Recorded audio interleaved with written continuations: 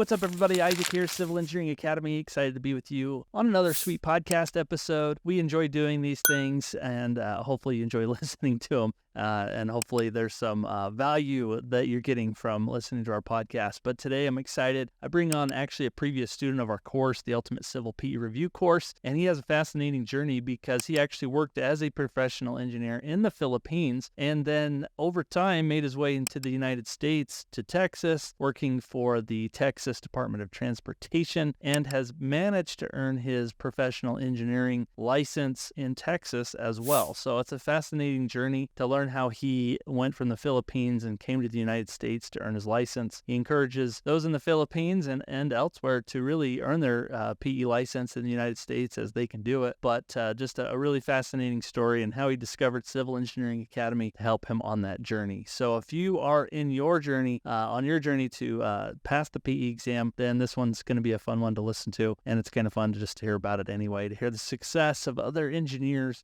going through the struggle of passing this challenging exam. Hey, I wanted to jump on real quick and let you know about a free resource we developed for you. You can find it at civilengineeringacademy.com/PE guide, and this will help you to jumpstart your studies for your PE exam. So if you're in the hunt and you're just thinking about the PE exam, this guide will help you get through the process of figuring out everything you need to do, from the PE exam's prerequisites that you got to figure out, the must-have materials that you're going to need for the exam, any approved calculators, what groups you should join, exam secrets, and much more. It's all in this guide that we've got developed for you. It's completely free. You can go check it out at civilengineeringacademy.com/PE guide. Just put in your email. We'll get you that information as soon as the email comes to your inbox. So go check it out, civilengineeringacademy.com/PE guide. That was a long intro. Jonathan's coming up right after this. I'm excited to share it with you, and we'll see you there in a minute. All right, Jonathan, we are rocking and rolling. Thank you for joining me today on the Civil Engineering Academy podcast. I'm excited you've joined us. I'm so glad too, and so happy I am one of your guests. Thank you so much. Well, we hope to make you famous. Well, Jonathan, I always love to start these things just trying to get a better understanding for people about your own background and where you're from and how you found yourself in civil engineering. Okay, I'm humbly from Philippines. My school is University of St. Louis, Tuguegarao, way back 2005. And I'm a fan of civil engineering because when I was in high school, I'm in a drafting class. So my teacher told me, why don't you go to civil engineering or architecture? And then I chose civil engineering. It's a lot of fun. Was that with AutoCAD? Were you drafting with AutoCAD or? No, sir. Way back in high school, we do the manual, drawing, perspective. Way back. Okay. I like it. Painting. I like painting, drafting, drawing perspective, That's great. So, okay, then you went to college. Where did you go to college? I went to our nearby school. They say it's a famous in engineering, the University of St. Louis, Tuguegarao, and I love to be there. Is it competitive? Was it hard? What was that experience like? Our school, I would say it's one of the top-notchers in school in the Philippines, because one of my boss, when they took the engineering board, they did the top. And most of other branches of engineering in our school, we have top-notchers. So it's a very high-ranking school. Yeah, I would say like that. Yeah. Okay. Well, that's awesome. So you bring a unique perspective because you worked on projects in the Philippines, if I'm not mistaken, and you've also worked on projects here in the United States. So I guess what challenges did you see while working on projects in the Philippines? Are there big differences? Uh, yeah, in the codes we're using, I think it's similar with the US and Philippines because I think we're using same codes as to structural, not the same. In the construction side, I would say it's challenging because mostly I would say technology, right? Technology in US, say more far higher, better. Okay. So take us through a little bit. How did you get to the United States to do work here? And, what were you doing in the Philippines? How did we end up here? I was been working in Philippines, let's say less than 2 years, and then mostly Filipino, those as engineer, they go Middle East. So I moved to Saudi Arabia Saudi and Arabia. Wow. yeah, working with the oil and gas companies. So most of one of our project is they call it SATORP, and I was involved in that. And SATORP means Saudi Aramco Petroleum, and I was one of those. And I'm so glad I was one of the engineers been there. And then I moved to Dubai because my wife's working as a nurse in Dubai, and I have opportunity to work in oil and gas too, connected to the Saudi experiences. And then way back 2018, we moved to US because my wife is a nurse, and there's a lot of opportunity. And moving in here, I have no idea if I'll still pursue my engineering. And I've come to know that there's a way. There is a way. So, wow. What challenges did you face? So you came to the United States, your wife's a nurse, you came here, you realized that I still want to practice engineering. How did you learn the steps to become eventually a professional engineer? Because there are a lot of other people out there, right? Filipinos and others that want to become a professional engineer too, or get that PE license. So what was that process like for you? I first do my buzzwords in the internet on how to be an engineer in US and keep on searching engineering, and it pops up Civil Engineering Academy. Then I start listening and following up, subscribing on your podcast, and then came to know that it's possible to be an engineer on US. First of all, of course, you need the steps. I did my FP exam or FP review. I would say my self review way back in the first place we went for. And I'm so glad I did first try in the FE exam. Oh, wow. Good job. Yeah. That can be a challenge. Yeah, it's a challenging, sir, because way back, that's 10 years ago when you have when you graduate 10 years ago, it'll be challenging for you, right? Going Yeah. Formulas, basic calculus, integration. Oof. That's exciting. Well, let's focus on that just a little bit. How long did it take you to prepare for the FE, knowing the specifications and what was all on there, and knowing you've been out of school for 10 years and all that jazz? How long did that take you to study for? I would say I'll take it for a year, but of course it's not continuous one. First, I buy some of the resources in Amazon, and I've came to know the Lindenberg. It's full of good resources. Good. So that took kind of a year, and you were studying as much as you could off and on and gathering resources. Okay. All right. At the time, my third baby came up, so my work is working as a nurse, and I will be like house dad for that time. And being house dad, I need to find time to refresh my brain, refresh my mind on what engineering. I would say I'm like enthusiastic in engineering. What So, makes me take the FA exam? so you have kids. How many kids do you have, Jonathan? 3 kids. Whoa! So you were able to study for the FE, and you had 3 kids to Yes, take sir. care of too. Yeah. Wow! You must have It's had them go to bed really early. challenging. It's a big challenge to me. Find time, find focus to do your review. That's Uh, amazing. it's good. If you really, I would say you're interested in engineering, like remember your formulas way back in your college, and it's just a review anyway, so it's good.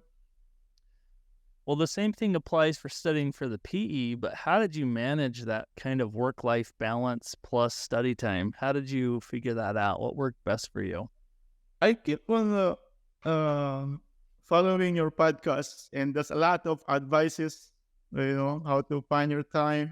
And I would say there's a new podcast. You say it's a time blocking technique, right? So block Yeah. commitment, focus on your time, plan your time, and find time to have a quiet time on your study. Yeah, and then when you're married, you have to find a balance and work as a team to really figure out where those hours are in your day that you can dedicate to studying. But, once you're all on the same page and on the same team, I do think those hours kind of open up a little bit as to where you can find time to study because, it's a goal not only for you, but for your family too. And it will help, overall your whole career and life. So, a benefit to the whole family. So it is a sacrifice for sure. So that's That 3 kids though. I just was like, how did you do that? Did your wife help a lot? 3 kids with not just 3 kids. It's a 3 energetic kids. Like like looking for attention every time. When I start doing my review, they say, "Come, Danny, Danny, play with us." And it's not easy, of course. Yes, I have the same problem. I have 4 kids, so I definitely get what you're talking about. Well, Um, so it sounds like that was a struggle with helping prepare for your exams. What struggles or problems did you also encounter as you were trying to prepare for let's talk about the PE, I guess, but what problems did you encounter as you were preparing for that? actually, of course, when you do your self review, you find there's a point where you stop your solutions, right? And need to find your resources. Sometimes your resources, your booklets are not enough. So what the good thing is, I bought the civil engineering ultimate review course, and that helps me a lot. And I have the opportunity to join the group, the the group in Messenger. Like you're gonna post all your questions there, and those guys helps a lot, find solutions. Yeah, we have a very active private community that comes with the course. So when you join the course, you'll get access to that, and it's very active with questions and people jumping on to answer each other. Me and our team are there as well. So I'm glad you could get support that way, and you feel like that was a big value to you. So that's really good. I want to go back just a little bit. How did you discover Civil Engineering Academy when you were first trying to figure all this out? I I just searched your group in YouTube. It just simply pop up in YouTube. You just type engineering, and it will Bam. up engineering academy. Well, that's good. Yeah, We're happy you found us. it's a great help. So that's awesome. Let's talk about, I guess, the PE exam then. How long did it take you to prepare for the PE exam? I would say it takes me 2 years to prepare because same as the scenario, it's just an on and off review. So when I have time, I have resources, I have money to buy books in Amazon, just get purchase one. But yeah, as I said, it's on and off.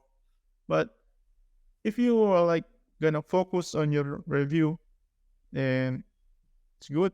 You will remember those review in exam time, and that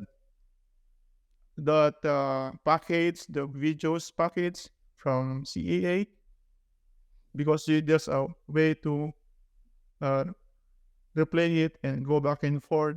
When you don't understand, you just go back, replay it, and try to solve on those. Was really a good help, sir. That's a good point. So as part of the course, we also have video practice problems that you get. There's a ton of them in there, and you can go back and watch those. You can also download a PDF that has the problem and solution there for you.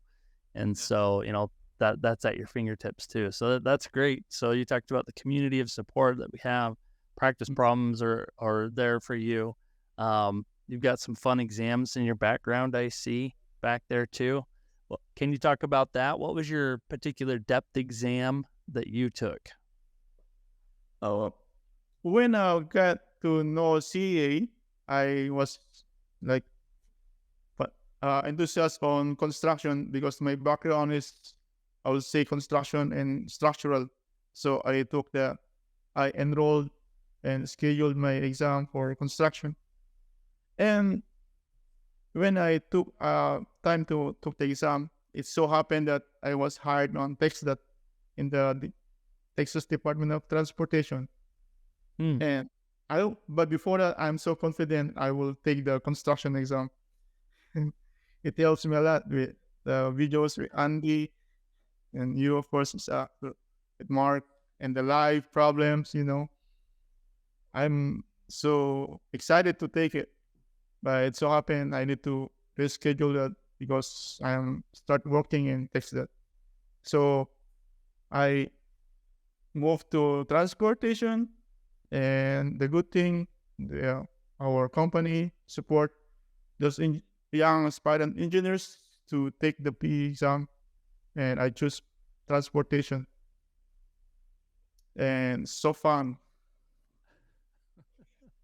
So that's you got some things to unpack there. So you were thinking, I'm gonna take the construction depth exam because that's my background, and I want to take that. So you're pretty focused on that route. You get a job though. You're working for in Texas for the Department of Transportation there, and so you thought maybe I should switch this then to transportation depth and run with that one instead. Okay. Was that a challenge for you, or was it just study study for it and prepare for it and you're okay? It was a big challenge, because mostly of it's a transportation formulas, memorizing all those formulas from the green book and the highway capacity manual, or we call it HCM book. And it's a good challenge because most of those formulas never been encountered in my life. So since I'm already committed on those transportation, I need to know those formulas and know where it goes and what's the drive. And that's good. Amazing. Yes, sir. Would you have any tips for someone that's preparing for the transportation depth exam or the PE exam in general? Okay. First of all, you need to know your resources, your books. You should know where those formulas came from, whether it came from I would say the Green Book, the HCM, the roadside design, or a lot of more book references. So you should be aware that these are the what those will be coming in the exam, right? Yeah, know your handbook, know the standards and codes. Second, I would say is more tips. I would on the exam. Actually, could I say my exam experience? I would say when I took my AP exam, in the morning, I completed in say 3 hours, and of course I still have 1 hour to review all my answers. and that Mm. was a good help. Make those trainings and solutions you did when you do your practice exam, it helps a lot to gain your timing. And when I did on the evening, the depth, I would say I still have 1 hour left, so I still have one hour to complete my solutions. Yeah, Uh, that's a good point. So, you had to, um, timing is a big part of taking yes, this sir. exam. Time is gold. Yeah, time's gold. Yeah. And in the course, we have a simulator that's very much like the real exam. So were you able to take that, and you were saying it's kind of similar to each other to help prepare Yes, you? sir. And I did the simulator for construction. It's looks like similar because it will help you on how you manage your time in the exam, in the real exam. The second thing I would say, when you took the transportation, because everything was provided in the PDF form, what I do, you just when there's a problem that you cannot find any other solutions, you just do your buzzword like Control F. Control F helps a lot. It makes it easy, instead of scanning the whole book. So I think Know there's that. That's Control great. F makes the life easy, I would say. What did you notice when you were taking the exam, the difference between maybe breadth problems and depth problems? Was there much harder difficulty with your depth problems? Of course, depth will be more difficult to handle because mostly it's on your focus. Uh, I would say it's not easy. It's more hard to take the exam. But one tip I got one from the instructor will say you just need to pass. You don't need to perfect the exam, right? So if you get let's say 95% in the morning part, so you just need about like 15 more uh, correct answers in breadth, and you will pass it. I would say I did not perfect the exam, of course, but you just using those strategies, it will help you a lot. It definitely does. Yeah, we talk about that a lot, but you want to crush that morning portion. The problems are usually way easier Yes. to do in the morning, so do your best there. So it Yeah. kind of lifts the weight off your shoulders in the afternoon. So that's great. Mostly of the morning part, I would say there are 10 just simple practical problems which I've been encountered in my like practical as an engineer. So it's way easy. Just just Are you referring to theory kind of problems that are word problems, or how are those for you? Were they difficult, challenging, easy? for those you mean theory exam? Yeah, just that are quick engineering concepts Yeah, that they usually just throw at you. this one question I would say that, for example, what is the simple bar arrangement of a simple one-way slab, right? Of course, we know that it is very easy, right, to answer it. So I would say you've been in practice for a long time, and there's simple questions like this, you can easily answer it. Like Great. simple concrete sampling, right? How many roddings, how many rods, and how many layers. So it will be very easy for you to cross the morning exam. A Morning. lot of people complain about the theory questions on the exam, that they're difficult or a challenge, or because it's really hard to like prepare for them and study so much. But would you have any tips for people that get hung up, or they have to repeat the exam, or they find the theory a challenge? Do you have any tips for them? I would say you just know your booklets or know your books, your standards, and it will be easy for it.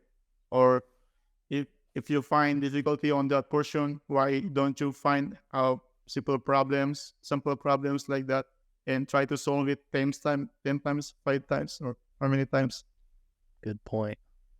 Yeah, practice, practice, practice. Yeah, So that's right. Good to know all those. 4PPP. There you go. 4 piece. Well, this is great, Jonathan. Do you have any other tips for somebody that wants to take the PE? We talked about earlier that, there's a lot of great engineers in the Philippines that are probably interested in getting their PE license in the United States. Would you have any tips for people like that or looking to get their PE? Yes, sir. If you're, let's say, enthusiastic on your field, then you should find the highest challenges in your life. Let's say my challenge, actually, my goal is I want to be a PE, like USP, right? Then Yep. if that will challenge you, then why not give a try? You find, give a shot and use this group, the Civil Engineering Academy, and it helps a lot. I love it. Yeah, as an engineer motto, we are engineers for these problems. Right. True. Did you have any hang-ups while we're talking about this? Did you have any hang-ups or hiccups trying to register with the NCEES based on previous education or anything like that? Did you have any hiccups there? I would say because mostly Philippines is based on US codes. So when I submit my resume for credentials, and it's the NCEES notes that I meet the NCEES standard. So it was easy. It was approved to go through. Yeah, let's go. Let's proceed. That's great. Well, if you're in the Philippines and you're looking to get your PE license, I think it would be a very smooth process for you to get that. Yes. So definitely look into doing that for sure. Well, Jonathan, this has been great. Is there any other tips you'd like to share with us? I'm so glad to be in the group of CEA Academy. And I'm so honored and I'm so blessed. I met this group I met your podcast, and I get to know Isaac Oxon, and it's been part of my, let's say, success in life. And if you want to reach me out, just chat me and email me. I'm just open to any questions or any problems you want to share.